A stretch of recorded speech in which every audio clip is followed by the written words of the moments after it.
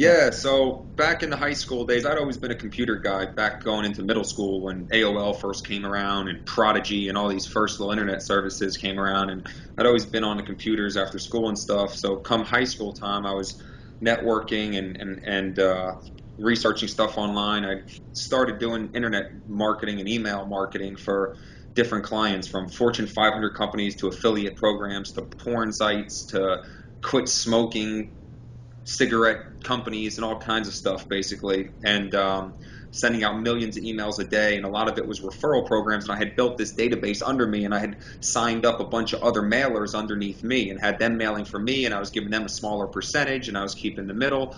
Um, and that really got me going, and that was during high school times. I was probably 15 years old at that time, and I did that through all of high school, made good money on that. Actually got a job my senior year of high school. You have to have a job, and there's a program called OJT, which is on the job training. And if you have a job, you can leave school early and go to that job. So I had gotten hired by a lady to come to her office after schools and do email marketing for her. She set me up. She bought me an office. She took me to the Best Buy, bought me a brand new computer, set me all up there. And it's funny because I had kids I went to school with, parents that worked in her call center. And here I am. I come in from high school at 16 years old, and she's giving me my own office and buying me a computer and whatnot. So that was fun, and I did a lot of email marketing back then. That business got really shady, and there started to become a lot of lawsuits, and first spam mailing came about that became real popular and was a big ordeal. So at that point, I knew a guy that lived locally that actually had gotten a lawsuit over spam mailing. He had like 9 computers set up at his house, and once I saw that happen, I decided it was time to move a different direction. I don't want to be caught up in any of that. But that's how I really got into the whole email marketing stuff to begin with, and just had a computer past all along. So I just took that and moved it towards the entertainment business in 2006 when I started my company, Future Star. Going back to the email marketing, how do you even get involved in that? Because obviously a lot has changed nowadays. I don't know. I mean, people still do it with some success, but back then, I'm sure the laws are more lenient. But as someone that's 15 years old, how are you exposed to email marketing, and how do you like find You know, different things to do? the way I found it was I used to just play around on the computer all the time after school, and I would literally sit on AOL and sit on these chats, and all the hacking programs were all popular back then, and people would do all these different, there's all these little different gadgets and stuff I'd come across in AOL chat rooms or whatnot, and I started seeing people advertising for different companies. And I knew it was advertisements, and it piqued my interest, so I started to research it, and I started to search things on the web, and I came across a company called Bulk Barn, and they're out of business now, but bulkbarn.com was basically a message board for email marketers. And I started to toy around on there. I signed up with an account, and I just started reading and researching. I was reading what people were doing and the type of money people were making. And mailers back then for products with affiliate programs, they were making 5, 10, $20,000 a week. I mean, if not more, depending on stuff they were doing. And for me, I'm 15 years old, sitting in my room. I'm like, oh God, if I can get a little piece of that, that would be great. Most of the kids I know are going to Subway after school for work or whatnot. So I'm trying to figure out how I can make some decent money. So I started just reading on this forum, and I started networking with people on there, and I started different affiliates would post their programs on there and their payouts and stuff. And then I just started researching the actual act of mailing, and I started talking with other mailers on the site and seeing the programs they used and how they got. You had to use this thing called port 25, which was the port to send mail through SMTP, which is a mail server. I started researching that, and I started getting proxies and learning the whole way of doing it. And I started doing smaller mailings for companies to see how it would work, and I started getting a good rate. I started coming up with innovative and creative subject lines to catch people's attention that people weren't using yet at the time. Like I would start a subject with RE colon, like it was a reply to an email conversation that was already going on. No one was doing it at the time, so it was being creative and leverage over other people. And then once I started to see a little success, a couple $100 here and there, I was like, I can take this on a bigger scale. So I started posting my own ads on there and getting other mailers to sign up under me and paying them less. Buy low, sell high theory, pay them a smaller cut, take the middle profits, and let them do most of the work. I would go on vacations with my girlfriend at the time, I'd just log in the internet and check my earnings and see where my money was at from other mailers working for me. So here again, I'm 15, 16, 17 years old at this point, going to Atlantis in the Bahamas and taking my girl to the melting pot in Boca 3 nights a week down here in Florida, like at a young age. So it was, at that point I was making like 3 grand a week back then, and it was short lived. Granted, like I said, things got pretty iffy in that business, and I got out of there. But during the time that I was actually in it and rolling strong like that, I mean, at that age, at 15, 16 years old, even just to be getting a couple grand here and there, those checks, that seems like you're on top of the world at that point. At 15 or 16, did you blow through that money?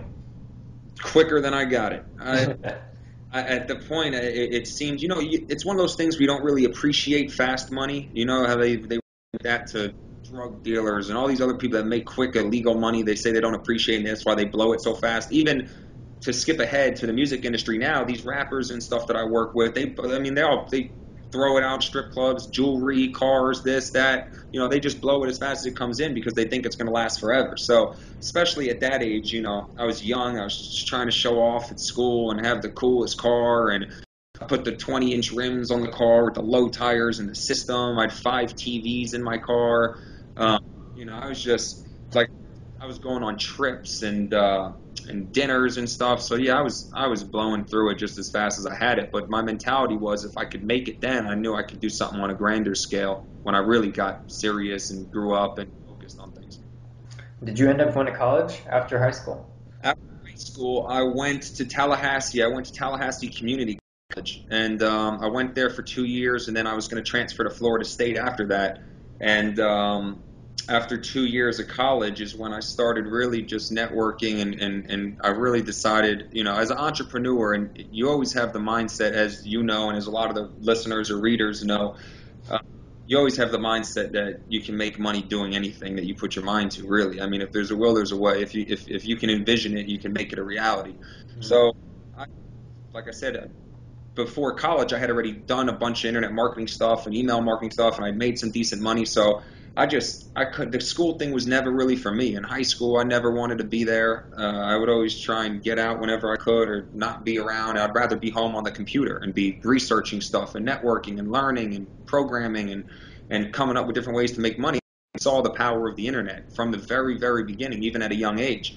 And that was one of my successes, not to skip ahead again, but with music, is I had branded myself as a digital online company when I saw things move in that direction. So I was kind of the go-to guy for all that stuff. But so yeah, it just wasn't really my cup of tea. So when I left there, my family had moved to Nashville, Tennessee when I went to college. So I moved up to Nashville after my second year in Tallahassee, and my brother was producing music at the time. So I was hanging out at recording studios that he was just working at and just upcoming, nothing big. He was just he always had a passion for music, and he was producing and writing stuff. And so I was hanging around the studios, and I knew I'd always been a businessman and entrepreneur, and everyone that was in the studio saw my business sense and my hustle and the ideas I would come up with on ways that they can market themselves or brand themselves. And they were like, "Oh, you do good in the music industry." And I always loved the entertainment business. I'm a big fan of music. I always had been. So I, I kind of just ran with that. And me and my brother sat there one night and tried to think of a company name or a name to do business as. And he was like Future Star. And I did all the research and it was available. And I was like, that sounds cool. It's catchy. It rolls off the tongue. So from April 2006, from then on, I became Future Star. And the brand is just, that's when this whole thing was started. That's how it was started, really. So Future Star was launched by you and your brother, or you partners? No, it's just me.